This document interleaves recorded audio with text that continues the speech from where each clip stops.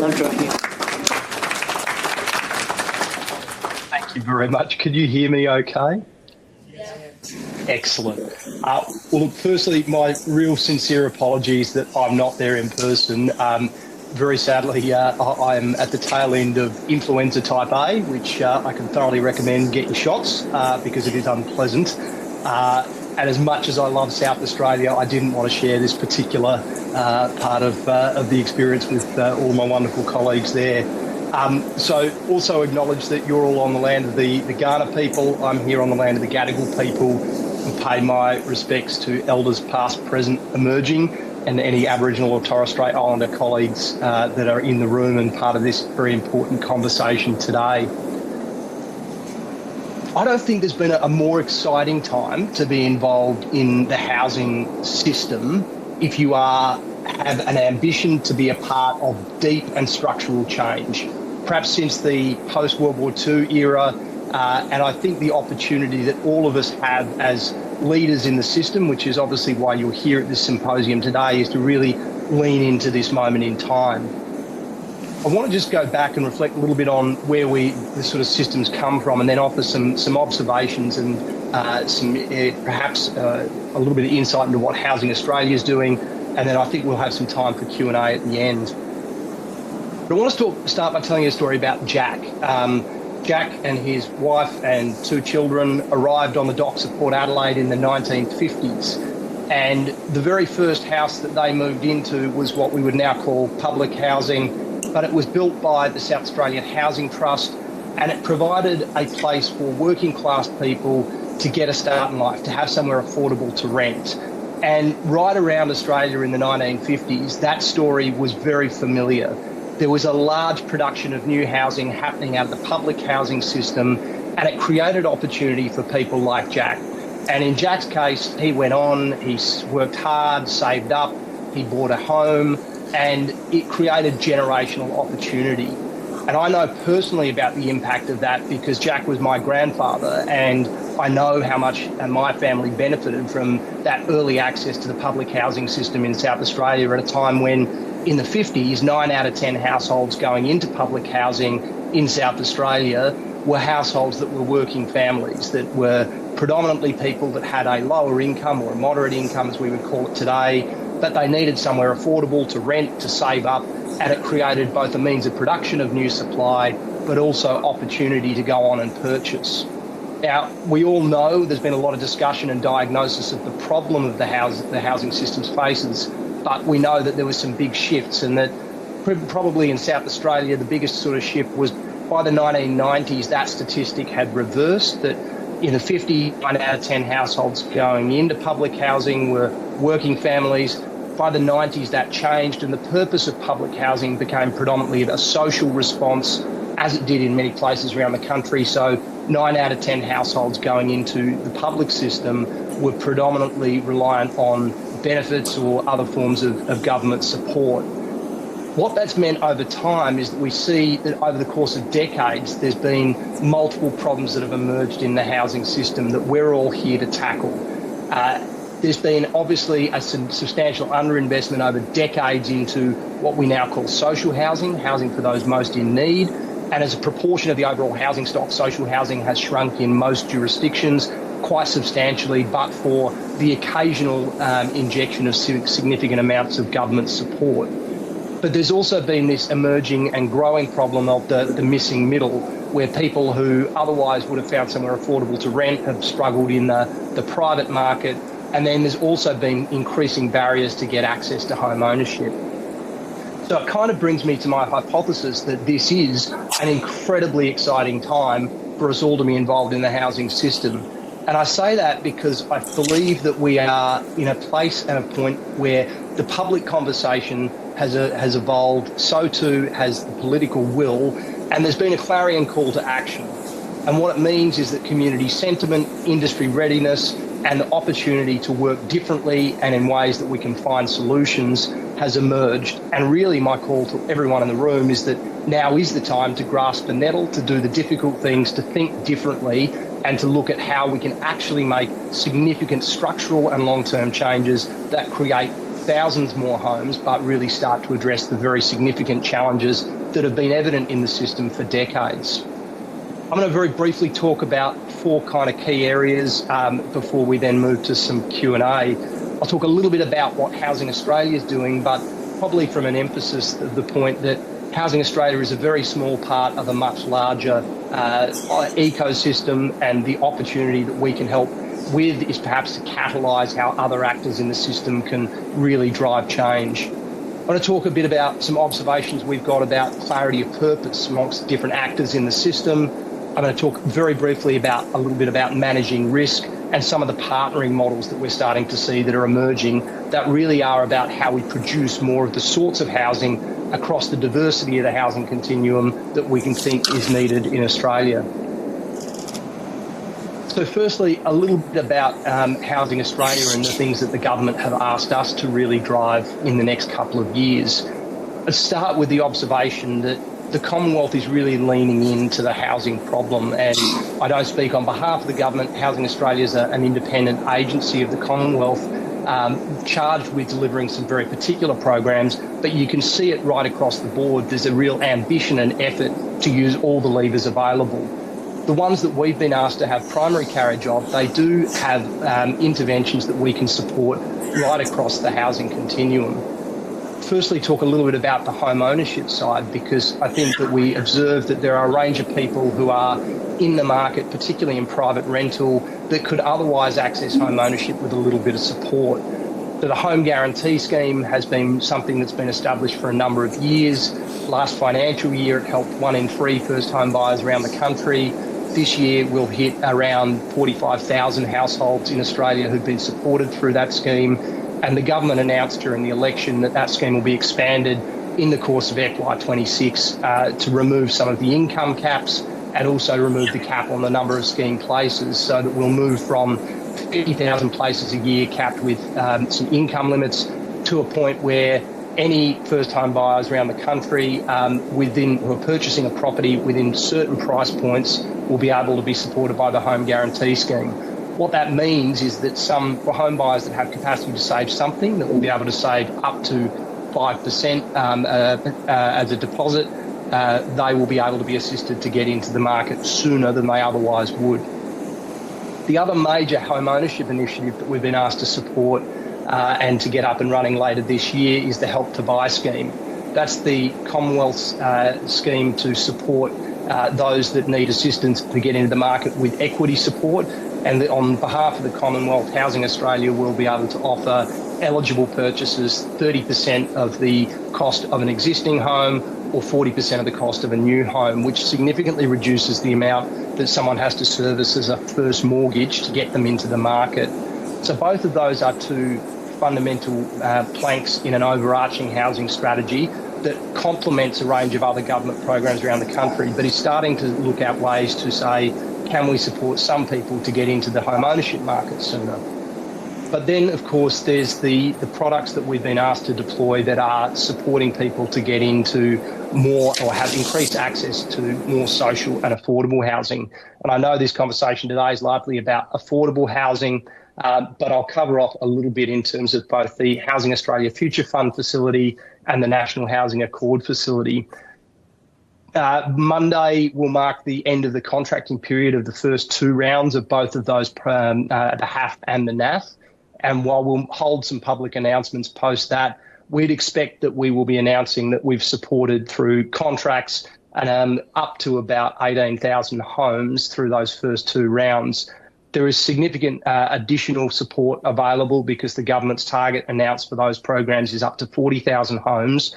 And we're looking at ways that we'll be able to work really collaboratively with different states and territories to increase the number of homes available and to ensure that they sit within the context of the social housing service system, but also that we are getting great partnerships in the affordable housing system. So I'm not going to dwell too much more on what Housing Australia does and the programs we offer, particularly because I start with the premise that we're a small part of a much bigger picture. And really our role is to support you with the innovations and ideas that you come up with, because we know that the scale of the problem and the duration that the change that's needed will exceed what we will directly be able to support and deliver. But a couple of observations that I wanted to offer and inject into this conversation. The first is really to talk a little bit about purpose. So what I've heard and what we've observed around the country is a shift in the way that some of the conversations have been framed. Given the scale of the crisis and given the scale of the call to action, there has been a distinct shift where there was often talk about should things be done by government or the community housing sector, or should it be done by the private sector? What we're seeing and hearing more now is that there is a greater shift to an and together a conversation. So government and the community housing sector and the private sector.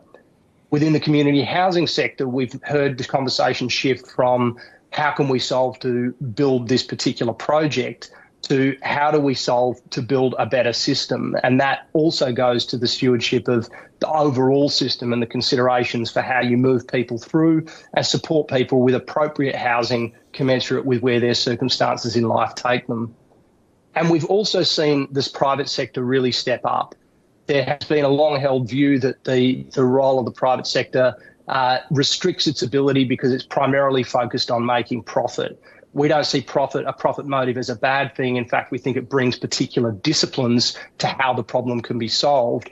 But what we have seen is a lot of private sector actors step forward and say, we can make good, appropriate risk-adjusted returns and make a significant impact by thinking differently and being willing to partner in different ways. That probably flows me on to my second observation, which is about managing risk. So we acknowledge that there is risk in getting out of bed in the morning. There's risk in doing just about anything. What we've seen is more sophisticated conversations that are starting to emerge about addressing the fact that to solve this problem, to really create meaningful change in the housing system, we are all going to have to take some risk. And the traditional game that's often been played in housing has been one of the risk shove. If you start with the simplest form and think about in a development cycle, it will be the developer trying to pass risk to the builder who tries to pass it to subcontractors who maybe are then trying to pass it on to their support and financiers, and a continual circle that often involves, with respect to any of the lawyers in the room, a lot of lawyers and a lot of illusion that the risk has somehow been parcelled off through a contract. I think the last few years have demonstrated that those are nothing but contractual illusions when it comes to unprecedented volatility and some of the challenges we've seen in the construction industry through COVID and emerging out the other side of that, but also through some of the different forms of partnership that have started to emerge. And so what we are seeing and what we continue to encourage are different conversations about saying there has to be risk, you have to take risk to change the outcomes, to get the best possible outcomes. But who are the best parties to manage it, and how can it be done in a more collaborative fashion, respecting there will still need to be contractual arrangements in place. But it probably also goes to a reflection that government cannot always be the ultimate backstop on every risk, and it is about being appropriate and ensuring that there are contributions with genuine risk transfers where it is being priced into the way that people are thinking about the problem.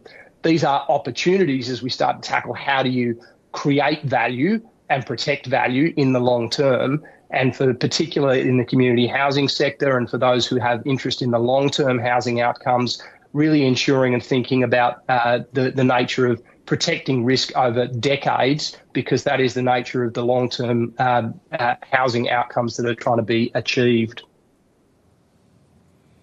And then the last observation we've got is really about different partnering models that are emerging and the need for continual innovation. And I think it's great to see in this room today, there are people from lots of different sectors who can bring different perspectives, because it really is about bringing these different elements together of shared purpose, maybe some differences of some elements of purpose. It may be a primary profit motive versus a primary purpose and impact motive, but finding that common ground, thinking through the different models of collaboration and risk, and then finding ways to bring that together in an arrangement that can deliver a particular outcome. There is absolutely, with confidence, I can say, no silver bullet. There is no single model that will solve this all. But particularly when we start to think about the missing middle and the way that we can help to transition people through the housing continuum and support them on that journey, it has to be an approach that's an and, not an or. It means that we need governments at all levels to continue to pull all the levers, through planning reform and direct interventions, through making land available and through partnering. But it also means that the private sector has to be prepared to act and work differently and take a different view perhaps on some of the long-term returns available and the appropriate risk pricing of that, as opposed to development returns, or the community housing sector being willing to partner and do things differently, because no one party can solve this alone.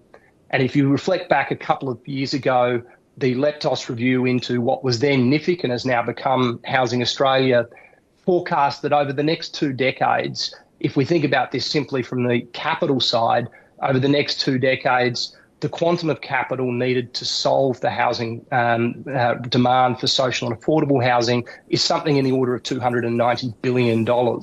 That's going to exceed the capacity of any single level of government and combined levels of government, but it can be something that can be tackled with multiple parties acting together.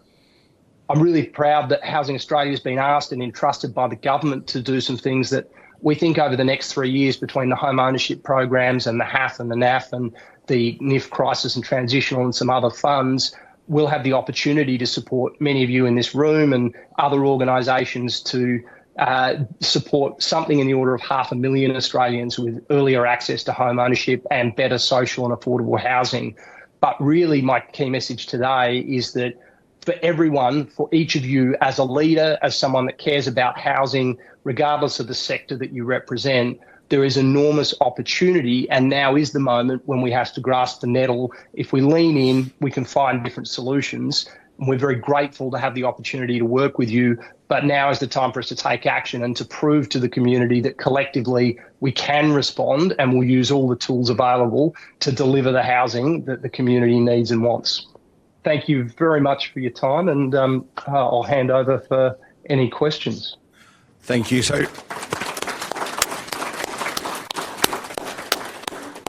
my first question, Scott, is can you hear me? That's just as a starting point. I can, Matt. You can? Excellent. Something's just popped up on the screen. Give me a sec before I do something wrong. Snooze. Someone's trying to upgrade a virus protection. Firstly, I should have done a week and a half ago. Firstly, thank you so much. When you called me Tuesday morning, you were very crook and we were a long way away from having you on screen, let alone here. So, yeah, enormously grateful for being available this morning. Because you can hear the room, I'll just go to questions in a sec. I'm just going to start with one, only because it's been topical in your now Sydney home over the last fortnight.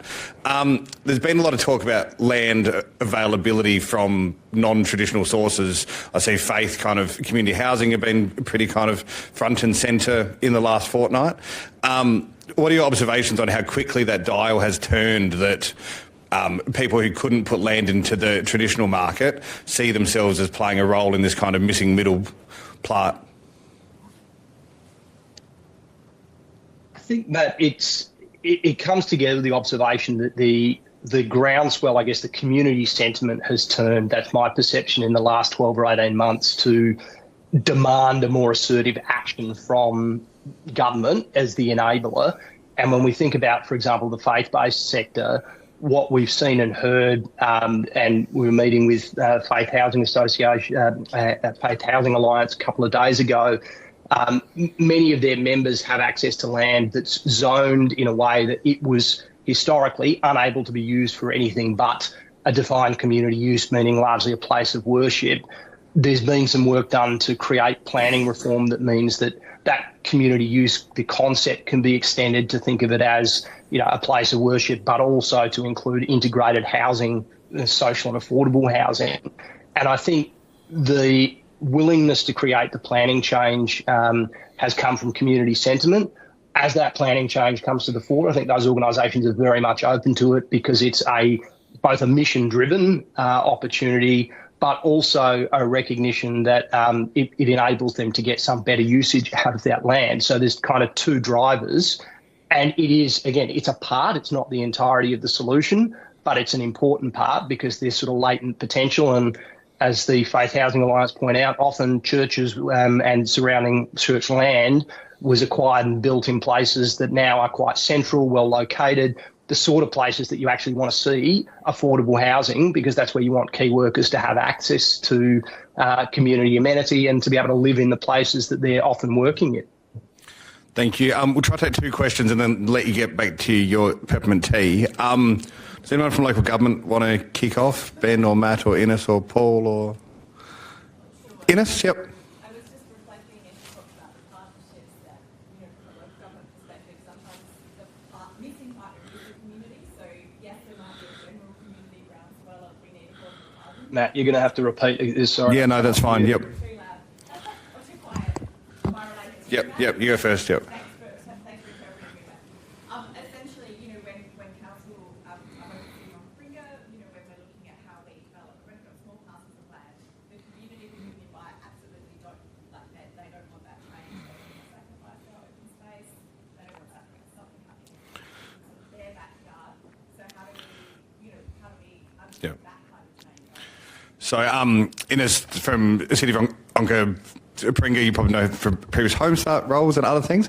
To use a faith-based example, but transferring that to local government, there's still community unrest when it's council that tries to play that role of offering land up, which has either been viewed as private open space or unused open space, etc. You and I have obviously spoken about some Queensland examples on the way through. Have you seen the local government equivalent shift in a community sense in parallel to that faith-based cohort? At variable speeds. There you go. That's a polite answer. Look, I think there are more permissive councils around the country who the community, I think, have been more ready to accept that underutilised council-owned land should be a part of the solution. I think we've seen in some of the proposals, in fact, that we're funding opportunities where people have found partnerships that, for example, might be an existing council car park site and it can be redeveloped to deliver back some open general community amenity and then affordable housing. And that has been one pathway forward. But it is obviously a matter for each local government as to whether they think they can form a view that they've got permission to utilise that. There's been a lot of work done. I'm certainly more familiar in the New South Wales scene. The City of Sydney and a lot of the regional council collectives have done a lot of work to bring mayors and other elected officials on the journey, and have also been able to highlight the impact of inaction. And so, educating residents using a lot of the council communication channels to, I guess, articulate some of the challenge. And that when you talk about we don't want this in our, we don't want this utilisation for public land in our local area, you say, well, okay, but that means the next time that your child is sick and needs to go, to see the school nurse, there won't be a school nurse because it's hard to attract someone into the community, or any other of the multitude of different examples that start to bring that more localised support to say, well, actually, do we really care about a patch of grass that's used by 4 people's dogs, and or is this actually a better utilisation for someone to call home who can be an active contributor to our community? Thank you, Scott. Now trying Luke Westenberg from GRSA, if the microphone works, which it should. Yep, all good. Oh, echo. Thanks, Scott. Look, from the South Australian community housing perspective, if I give you a fairly open question, I think the South Australian community housing sector is structured slightly differently from perhaps some of the eastern seaboard states. I'd be interested if you had one or two key pieces of advice or direction for the SA CHP sector in responding to the agenda laid out by Housing Australia. Thanks. Yeah, look, it's a good question, Luke. I think similar to what, I was in Queensland last week, probably where I got the flu, actually. It's a strike against. But, their sector similarly has quite a different construct to, say, Victoria or New South Wales. I think being prepared to think differently. If there is a moment in time where state governments are minded to significantly capitalise the sector in the way that, it has perhaps occurred to some extent in Victoria and New South Wales, that's a wonderful thing. But in the absence of that at the moment, I think the massive opportunity is to think about partnering approaches that mean that you can get more done. And I challenge a little bit about the community housing sector, of which I was a long-term part and care deeply about, this whole question of purpose. And the challenge question I've been asking boards that I've spoken with of CHPs is, your purpose statement says this, but do you actually exist to solve the housing challenge, or do you exist to make yourself slightly bigger? Because the strategy observation would be that some organisations are quite obsessed with doing their next little bit at the expense of actually going, well, we could do a lot more if we worked differently and we were prepared to not do everything. And so I don't have there's not a right or a wrong answer to that question, but I think there is some consideration. And, you know, like if we say specifically in development, partnering would be one area. Even the largest CHPs around the country are increasingly moving towards more partnering with the private sector on the development risks, because what we don't want, and certainly what Housing Australia doesn't want, is to load the community sector up with risks that it can't appropriately take in the longer term, because if those development risks manifest, there is no scenario in which I would be ringing up my chair and then ultimately the minister to say, we need to go and repossess a social housing home because this construction project's fallen over. It's just not going to happen. So we need to be really clear about how we manage some of those risks. And I think that openness, here's the problem we're trying to solve, everything else is on the table, let's stick to our values and work through how we be a good partner. That's probably the best advice I'd give. And in the most perfect segue, take the last question from James Hooper, who incidentally is taking your wine gift home that I had for you. So there you go. James. Beautiful. Scott, good to see you and hope you're feeling well very soon. You've just touched on their partnering and the introduction of private sector capital in particular into supported housing. How would you, as you work through the HAF programs and other programs that you're in charge of, what would you see as success at the end of those programs from a private sector capital? What do we need to do as stewards of that capital to deliver a good outcome for you, in your view? As I've rapidly learned, James, in this role, nothing is just my view anymore. Let me be really clear.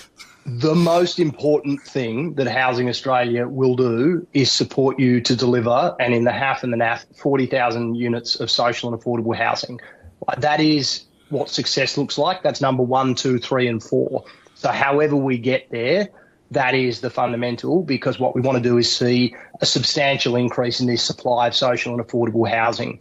And I say that in part because there are other objectives that then are sort of secondary objectives, which include, supporting the growth of the community housing sector and potentially mobilising the private institutional sector into investment in this space. Absolutely. But they are sort of subsets of the primary goal, which is we want to see more people with safe, affordable housing and all the access to opportunity that brings. Having said that, I guess a couple of observations about institutional capital. So I do believe that the scale of the problem, and if you sort of go beyond the scope of just HAF, is such that, take that $290 billion number, you're going to need to mobilise the private sector and particularly institutional capital at scale to create meaningful long-term reform. And there are very few, if any, mature housing markets around the world that are able to tackle these sort of challenges without institutional capital, because it means the entire solution relies back on government. And we know that across decades of history that inevitably there is some, waxing and waning of the level of investment that government can support in social and affordable housing. So what does success look like? I think it's taking institutional capital on the journey to get it comfortable with a space that so far has been nascent, small ticket sizes, no secondary market, no price discovery, no sort of benchmarking, and making it visible and understandable in a way that you would comfortably go and represent to capital, that the appropriate risk-adjusted returns reflect the very low volatility and risk that sits in a long-term affordable housing asset in particular, but given this conversation, but potentially also in sort of supporting co-investment with government in social housing. So I think that's where we need to go. I think there's a journey to get there. And I think that there's a lot of players in the institutional space that are leaning in. We haven't yet seen the full benefits of that crystallise. And so my challenge back to institutional investors is really strip away the sort of unknowns and come down to what is a very, very dependable and defensible asset class. There is enormous opportunity to do good and make appropriate risk-adjusted returns. I think if we prove that thesis out as the programs that we're in control of are delivered, then we're a long way towards the big prize, which is having everyone in the room able to find multiple partners in both the private sector, but also to complement any form of government investment so that we leverage the most number of outcomes and we can really change the dynamic in the housing system. Thank you, Scott. If you could all join me once more in thanking Scott. I'm so grateful that your voice held up amongst everything else. Thanks very much. Really appreciate you making the time. Thank you.